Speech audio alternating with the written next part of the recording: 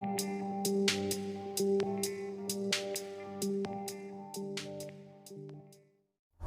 I come in, sir? Yes, please do.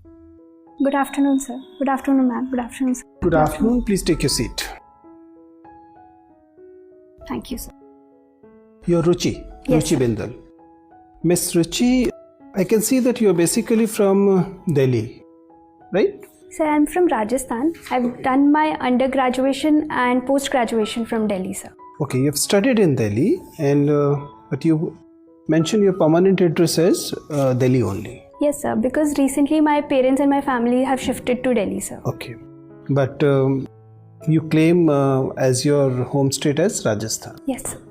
And as far as the education goes, that you have studied from Lady Shri Ram College, and you have done your graduation. What was your, was it an honors or a BA program? Sir, it wasn't an honors program. It's a program. It's BA program, sir. Okay, so, and your master's is in? So it's conflict analysis and peace building.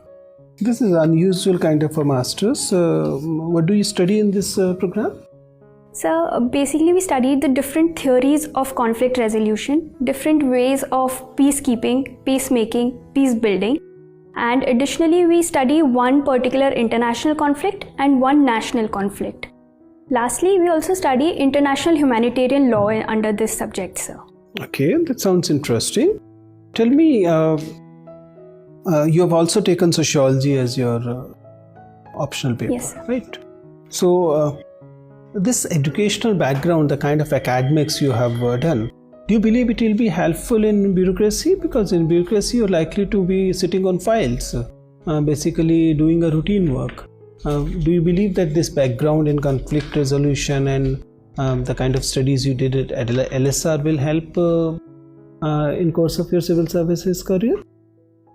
Sir, I believe every step that I have taken in my educational career till now will definitely help me in bureaucracy and in administration, sir. Starting from my 12th in commerce, it will play a very big role in account services if I get in account services in administration, sir. Secondly, coming to my conflict analysis and peace building, sir, it will be a very big help in bureaucracy considering every sphere of life has a conflict, sir. And in bureaucracy also we see there are different conflicts that arises by sitting in the office itself. There are other conflicts also, sir, which are on the field. Like a bureaucrat also has to go on the field and analyze the implementation of different schemes. I believe that will also come into the picture while I go into the field and study the scenario, sir. Ruchi, I can see that you had good marks. Why you went off campus? Why you didn't study from a campus college? I'm sorry, sir, I'm unable to follow up. Why you went to an off-campus college like LSR? You could have got admission in the campus colleges like maybe better colleges and which were not all-women colleges. Studying from all-women college is who studies from a all-women college in 2019, 18 or 16? Sir, during my 11th and senior secondary also, I was in a girls' school, sir. And I do not see... Sir, I believe the LSR, the exposure that LSR has given to me is immense, sir. I do not see that it has anything related to the gender, sir, be it all women or be it men.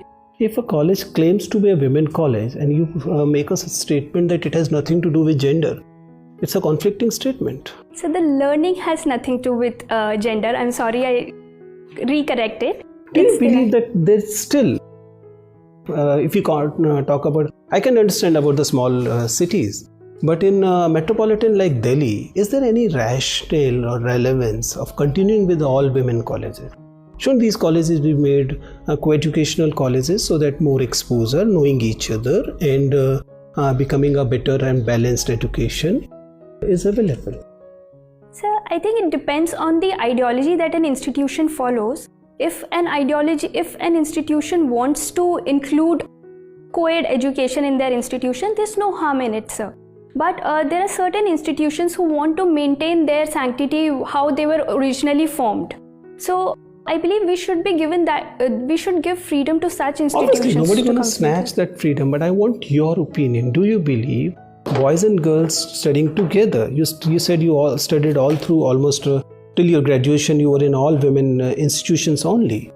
Do you believe that studying in a co-educational institution gives a better understanding of each other and a good exposure in comparison to all women Janana Dibba kind of institutions. So it definitely gives another kind of exposure to the person, because you get to know the another perspective, the male perspective that comes into the picture, and you try to analyze the situation from both the perspectives. So it gives a wider exposure for sure, sir.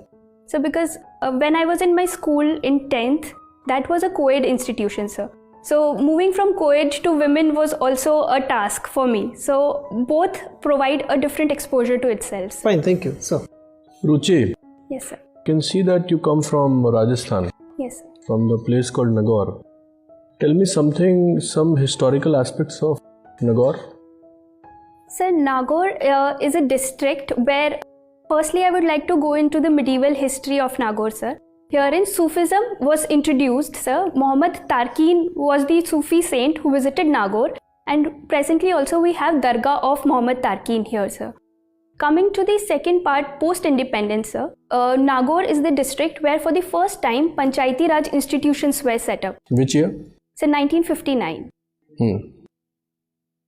And sir, now the recent history. So the recent history is where Nagaur is the 7th largest district of Rajasthan, and it has been progressing immensely in gender indicators, sir. Okay, you have a full preparation about Nagaur, I think so. Tell me, who was a Sufi saint by the name of Hamiduddin Nagauri? I'm sorry, sir. He's very famous Sufi saint. Sir, I'll definitely read up on it, sir. Okay, tell me, what is the philosophy of Sufism? Sir, Sufism is a strand which propagates that you need to have an emotional connect with the God. Through that emotional connect, you can have through music or dance. They do not believe in a particular book which propagates religion, but they believe in the emotional connect to the God, sir. What is the difference between Bhakti and Sufi movements? Do you think that these two movements influenced each other? Sir, the difference between Bhakti movement and Sufi movement is the origin. First difference is the origin of both the movements, sir. Bhakti movement's origin is particularly said to be in India. However, the origin of Sufism is to be in Indian subcontinent per se. Where? So the exact origin is not, I am unaware about the exact origin, sir. So how can you tell this? Sir, there has to be some, authenticity, what you say. Yes, sir.